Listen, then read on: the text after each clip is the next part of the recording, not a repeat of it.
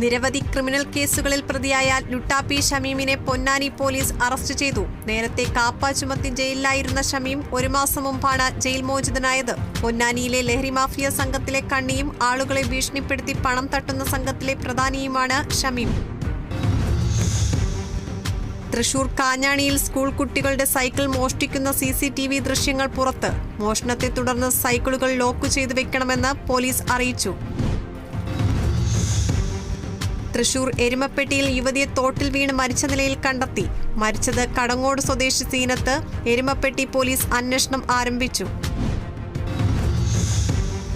തൃശൂർ ഒല്ലൂരിൽ വിൽപ്പനയ്ക്കായി കൊണ്ടുവന്ന ഹെറോയിനുമായി അസം സ്വദേശി പിടിയിൽ. അസം നാഗോൾ സ്വദേശി അനാറുൽ ഹക്കാണ് പിടിയിലായത്. ചെറിയ 20 ബോട്ടിലുകളിലായി കൊണ്ടുവന്ന 2 ഗ്രാം ഹെറോയിൻ ഇയാളിൽ നിന്നും കണ്ടെടുത്തു. ഒല്ലൂർ പോലീസും തൃശൂർ സിറ്റി പോലീസ് ലഹരി വിരുദ്ധ സ്ക്വാഡും ചേർന്നാണ് പ്രതിയെ പിടികൂടിയത്.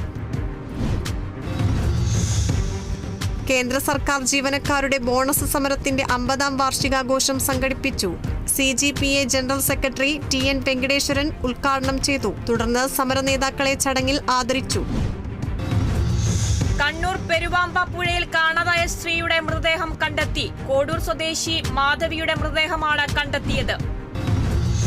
എറണാകുളം മഞ്ഞുമലിൽ ആക്രിക്കടയ്ക്ക് തീപിടിച്ചു. 6 യൂണിറ്റ് അഗ്നിശമന സേന എത്തി തീ നിയന്ത്രണ വിധേയമാക്കി. ലക്ഷങ്ങളുടെ നാശനഷ്ടമാണ് ഉണ്ടായത്. ഷോർട്ട് സർക്യൂട്ടാണ് തീപിടുത്തത്തിന് കാരണമെന്നാണ് നിഗമനം.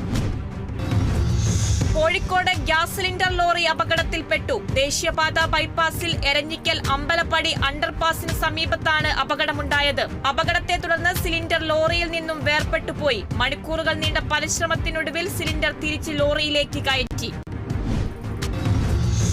കണ്ണൂർ മാഹിയിൽ council of service organisation dharna സംഘടിപ്പിച്ചു. Council of service organisation chairman K Harindran ഉദ്ഘാടനം ചെയ്തു.